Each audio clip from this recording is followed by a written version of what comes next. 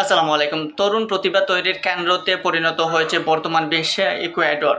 এই জন্য বললাম, হয়তো অনেকে এই কথার সাথে বলবেন যে আসলে ইকুয়েডর কি এমন বের করলো যে ইকুয়েডরকে এখন তরুণ প্রতিভা তৈরির কারিগর বা তরুণ প্রতিভা তৈরির কেন্দ্র হিসেবে ভেবে নিচ্ছেন।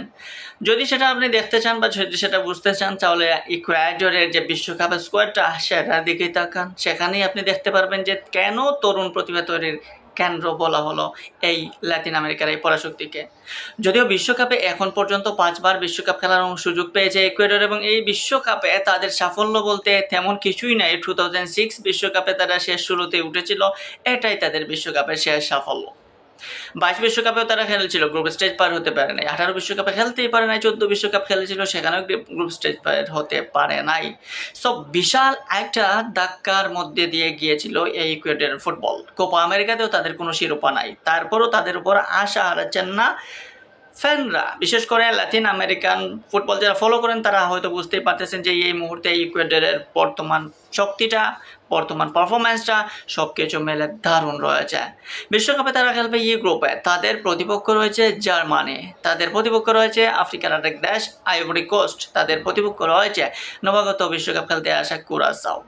বিশ্বকাপে প্রতিপক্ষ যদি দেখেন ইকুয়েডর, তাহলে হয়তো আপনি বলবেন যে খারাপ না, তো ভালো একটা গ্রুপে পড়েছে। হ্যাঁ, ভালো গ্রুপে পড়েছে, সেখানে শক্তিমত্তায় জার্মানি অনেকটা এগিয়ে। আইভরি কোস্টের চেয়ে হয়তো ইকুয়েডরটাকে আপনি এগিয়ে রাখতে পারেন। কিন্তু এই ইকুয়েডরের ফুটবল যাত্রাটা কঠিন হলেও পরিসংখ্যান যদি দেখেন, সেখানে ইকুয়েডরের পারফরমেন্স আপনার কাছে খারাপ লাগতেও পারে যে ইকুয়েডরের পারফরমেন্স তো সেই রকম আশাবাঞ্জক কিংবা বিশ্ব ফুটবলে অন্যান্য ইউরোপিয়ান কান্ট্রি যারা রয়েছে তাদের লেভেলের না। কিন্তু সেই এত কিছুর পরও এই বিশ্বকাপে আপনি ইকুয়েডরকে ডার্ক হর্সও ভাবতে পারেন, বা এইবার ইকুয়েডরকে আপনি ভালো কিছু এনে দেওয়ার মতো একটা দল ভাবতে পারেন। এনার ব্যালেন্সিয়ার এই দল একসময় ইকুয়েডরকে শুধুমাত্র ব্যালেন্সিয়ার কল্যাণে চেনা হতো, বা এই ব্যালেন্সিয়ার খেলার কারণে হয়তো আপনি ভাবতেন যে এই ব্যালেন্সিয়া একা কি করবেন, ইকুয়েডরকে কোথায় নিয়ে যাবেন এই ব্যালেন্সিয়া। কিন্তু এখন সেই সময় পাল্টেছে, তরুণ কিছু প্রতিভা এসে গেছে।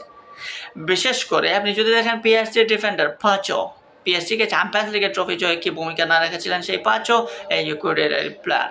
আর্সেনালের হেনসেপ, এই হ্যান্ডক্যাপ কি পারফরমেন্স না করলেন আর্সেনালের হয়ে, দারুণ খেলা খেলেছেন এই আর্সেনালের হয়ে। সো হিনক্যাপ কিংবা এই পাঁচোর মতো ডিফেন্ডার যখন ইকুয়েডরের দেয়ালে থাকে, তখন প্রতিপক্ষ যদি গোল দিতে আসে তাহলে বুঝুন কতটা ভুগতে হবে।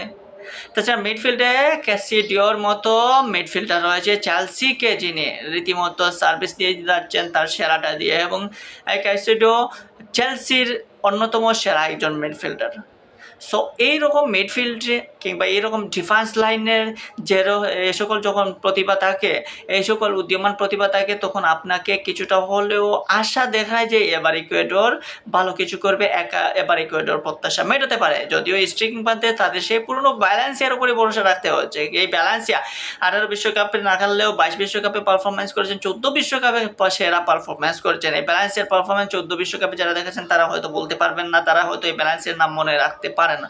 এখন সময়ের স্রোতে বয়সও হয়েছে, এখন পারফরমেন্সও পাটা পড়েছে, যার কারণে হয়তো ব্যালেন্সিয়া আগের মতো আলোচনা নাই। কিন্তু দেশের হয়ে খেলতে গেলে যে কোনো প্লেয়ারই কিন্তু ছাঙ্গা একটা ভাব অনুভব করে। সো সেই অনুভবটা যদি এই বিশ্বকাপে করেন ব্যালেন্সিয়া, এটাই হবে তার শেষ বিশ্বকাপ। এখানে যদি ব্যালেন্সিয়া ভালো পারফরমেন্স করেন তাহলে তো খারাপ না, সেখানে ইকুয়েডরের জন্যই ভালো হবে। সো প্রতিভা কেন যে প্রতিভা তৈরির গড় এই মুহূর্তে এই ইকুয়েডরকে বলা হয় সেটা তো বুঝতেই পারতেছেন। স্কোয়াডটা যদি আপনি দেখেন সেখানেও স্পষ্ট বুঝতে পারবেন। এবং ইকুয়েডর বিশ্বকাপের আগ পর্যন্ত জয়টা ম্যাচ খেলেছে, প্রত্যেকটা ম্যাচে দেখবেন যে তাদের গোল খাওয়ার প্রবণতা খুবই কম। সব বিশ্বকাপের মতো আসরে এই ইকুয়েডরের কাছে চাওয়াটা, প্রত্যাশাটা অনেকটা বেশি থাকবে। সেই সাথে 2006-এ যে শেষ ষোলোতে খেলা ইকুয়েডরের যে সেরা সাফল্য বিশ্বকাপে, সেই সাফল্যকে টপকে এবারও 2026-এ এসে তারা এবারও আমরা আশা করবো যে সেকেন্ড রাউন্ড তারা খেলবে, কারণ তাদের প্রতিপক্ষ যারা জার্মানির বাদ দিলে